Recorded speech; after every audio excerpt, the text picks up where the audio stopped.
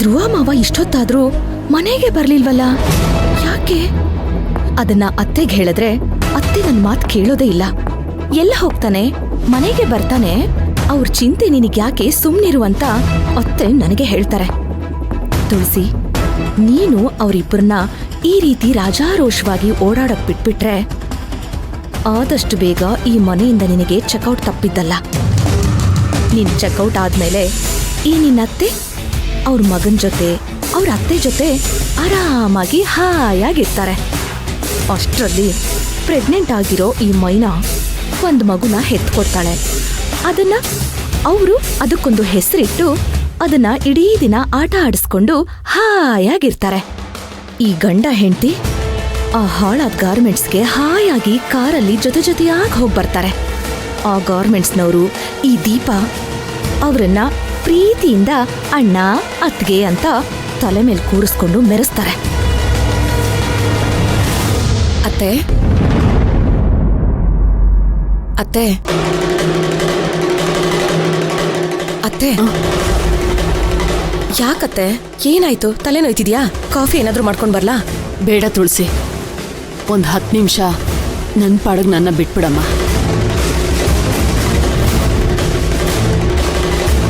Hello,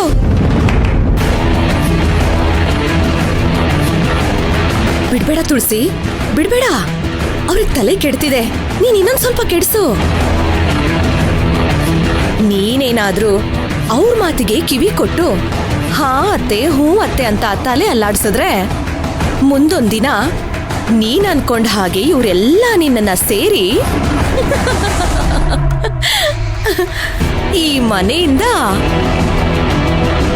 ಅಯ್ಯೋ, ನನ್ನನ್ನ ಕೋಪದಿಂದ ನೋಡ್ತಿದ್ಯಾ ತುಳಸಿ? ನಿಮ್ಮತ್ತೆ ನೋಡು. ಯಾಕಂದ್ರೆ ನಿನ್ನ ಈ ಯುದ್ಧದಲ್ಲಿ ನಿನ್ ಜೊತೆ ಯಾರೂ ಇಲ್ಲ. ಆದ್ರೆ ಆ ಮೈನಾ ಧ್ರುವ ಜೊತೆ ಪುಷ್ಪಕ್ಕಿದ್ದಾರೆ, ಆನಂದ್ ಜಯಂತಿ ಅಷ್ಟೇ ಯಾಕೆ, ಇಡೀ ಗಾರ್ಮೆಂಟ್ಸೇ ಇದೆ. ಅದು ಅಲ್ಲದೆ ಹಾಸ್ಟೆಲ್ ಅಲ್ಲಿ ಅರುಂಧತಿ ಮೇಡಮು, ಅವರು ಕೂಡ ಅವ್ರಿಗೆ ಫುಲ್ ಸಪೋರ್ಟ್ ಅಲ್ಲಿ ಇದ್ದಾರೆ.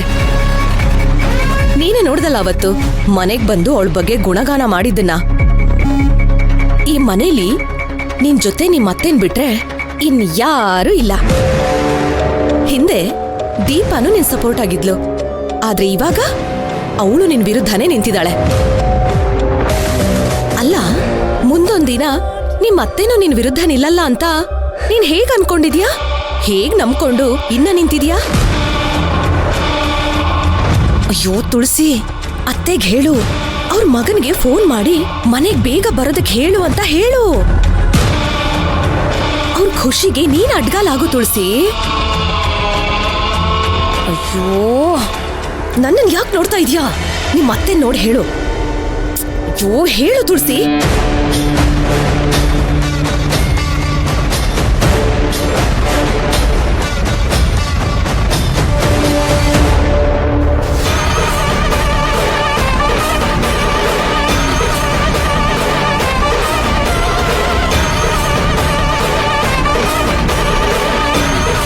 ಅತ್ತೆ,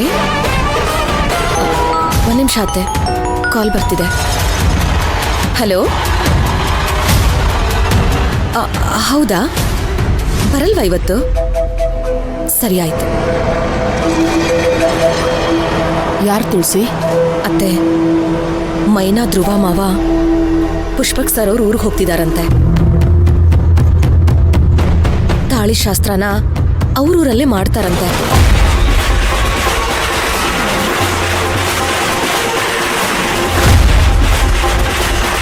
ನಾವೆಲ್ಲ ಇದ್ದೀವಿ, ನಮಗೂ ಒಂದು ಮಾತು ಹೇಳ್ಬಿಟ್ಟು ಹೋಗ್ಬೇಕು ಅನ್ನೋ ಜ್ಞಾನ ಇಲ್ಲ ನೋಡು ಅವನಿಗೆ. ಛೇ,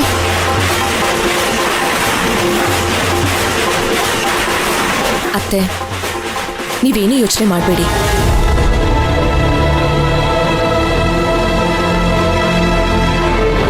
ಎಲ್ಲ ಸರಿ ಹೋಗುತ್ತೆ.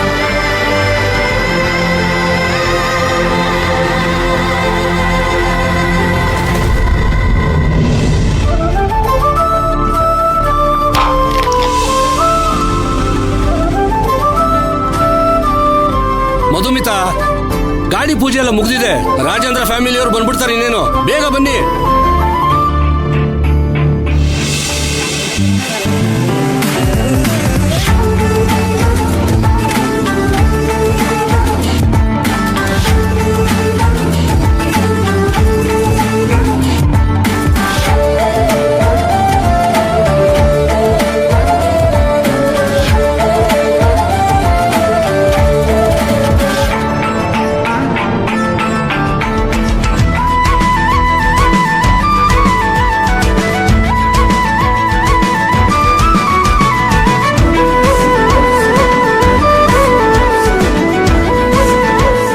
ಬಂದೇ ಬಿಟ್ರು ನೋಡು.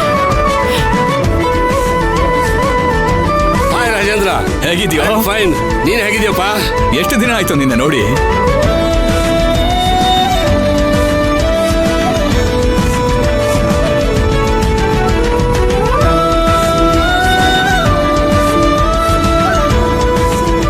ಬನ್ನಿ ಬನ್ನಿ ಸರ್. ನಮಸ್ತೆ ಸರ್. Sir good morning. ನಮಸ್ತೆ ಸರ್. ನಮಸ್ತೆ. ನಮಸ್ತೆ. ಹೇ, ನಿಮ್ಮನ್ನೆಲ್ಲ ನೋಡಿ ಎಷ್ಟು ವರ್ಷ ಆಯ್ತು? ನಾನು ಅಷ್ಟೇ, ನಿಮ್ಮನ್ನೆಲ್ಲ ಯಾವಾಗ ನೋಡ್ತೀನಿ ಅಂತ ಕಾಯ್ತಾ ಇದ್ದೆ. ಮಧುಮಿತಾ, ಇವಳು ನರ್ತನ ಅಂತ, ನಮ್ ಕಂಪನಿ ಸಿಇಒ. ಕಂಪನಿ ಸಿಇಒ ಅಂತ ಯಾಕೆ ಹೇಳ್ತೀಯಾ? ನಿನ್ ಸೊಸೆ ಅಂತಾನೆ ಹೇಳು. ನನ್ಗೇನು ಗೊತ್ತಿಲ್ಲ ಅಂತ ಅನ್ಕೊಂಡ್ಯಾ?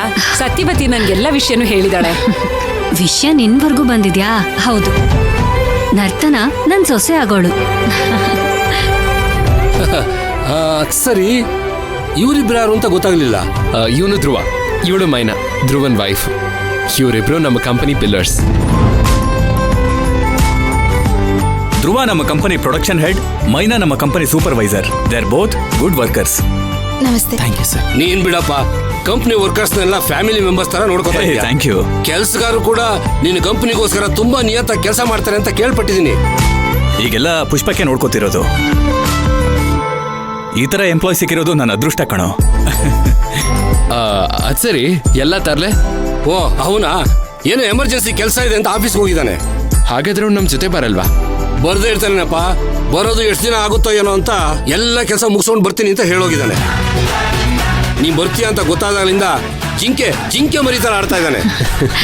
ಅದ್ ಸರಿ ಮಧುಮಿತಾ, ನಿನ್ ಸೊಸೆಯಲ್ಲಿ